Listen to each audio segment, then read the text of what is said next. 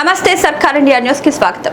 TRS party వ్యవస్థాపకురాలు Kalvakuntla Kavitha మాట్లాడుతూ ఒక పక్క రైతులను రక్త కన్నీరు పెట్టిస్తున్న రేవంత్ రెడ్డి ప్రభుత్వం మరోపక్క చిన్న రైస్ మిల్లర్లు అయినటువంటి రా రైస్ మిల్లర్లను కూడా తీవ్ర ఇబ్బందులకు గురి చేస్తున్నారని అన్నారు. ప్రభుత్వానికి వేల కోట్లు బకాయి పడ్డ పెద్ద రైస్ మిల్లర్లను కొమ్ము కాస్తున్న ప్రభుత్వం లక్షల విలువైన లేవి బాకీ ఉన్న చిన్న రైస్ మిల్లర్లు కేసులు పెట్టి వేధింపులకు గురి చేయడం అన్యాయమని అన్నారు. వేల కోట్ల విలువైన సీఎంఆర్ ఎగ్గొట్టి ప్రభుత్వాన్ని మోసం చేస్తున్న బడా రైస్ మిల్లర్ల నుంచి వెంటనే బకాయిలు వసూలు చేయాలని డిమాండ్ చేశారు.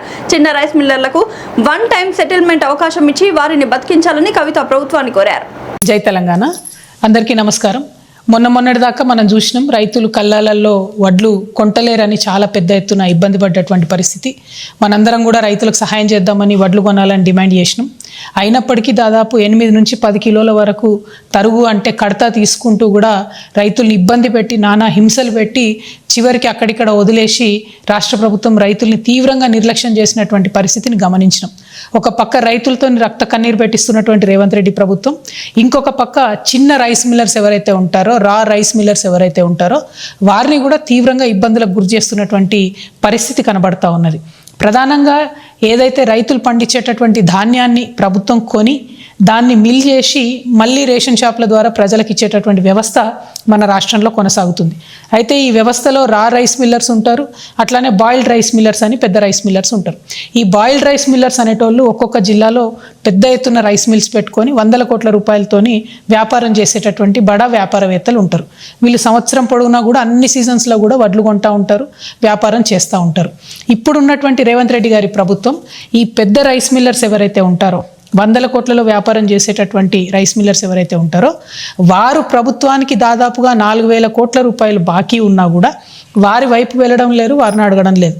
కానీ ఏదైతే ఈ చిన్న రైస్ మిల్లర్స్ ఉంటారో, రా రైస్ మిల్లర్స్ ఉంటారో వాళ్ళు 10 లక్షల రూపాయల నుంచి 1 కోటి రూపాయల వరకు ఎంత అప్పున్నా సరే దొంగల్ని చూసినట్టు వాళ్ళని చూసుకుంటూ వాళ్ళ రైస్ మిల్స్ మీద పడి ఎంక్వైరీల పేరుతో వాళ్ళని వేధించి ముసుగులేసి వాళ్ళని దొంగలను అరెస్ట్ చేసినట్టు తీసుకుపోయి అరెస్ట్ చేస్తున్నారు. అట్లా అరెస్ట్ చేస్తే చిన్న రైస్ మిల్లర్లు బాధపడి ఇబ్బంది పడి కరీంనగర్లో పాపం ఒక ఆడబిడ్డ సూసైడ్ కూడా చేసుకోవడం జరిగింది.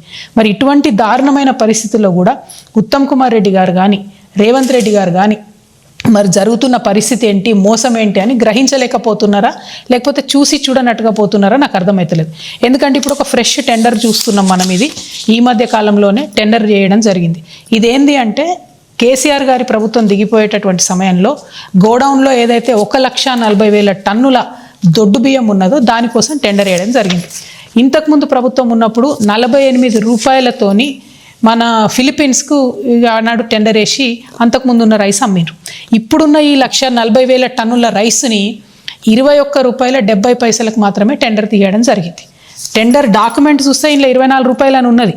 కానీ మళ్ళా కూర్చొని ప్రైవేట్గా దాన్ని మేనేజ్ చేసి 21 రూపీస్ 70 పైసాకి ఒక కరీంనగర్కి సంబంధించినటువంటి పెద్ద రైస్ మిల్లర్ ఏదైతే 100 కోట్లకు పడగలెత్తున్నారో అటువంటి ఒక రైస్ మిల్లర్కి టెండర్ అప్పచెప్పడం జరిగింది. సరే, దీనికి వ్యతిరేకంగా చిన్న రైస్ మిల్లర్స్ ఇతర మాలాంటి వాళ్ళు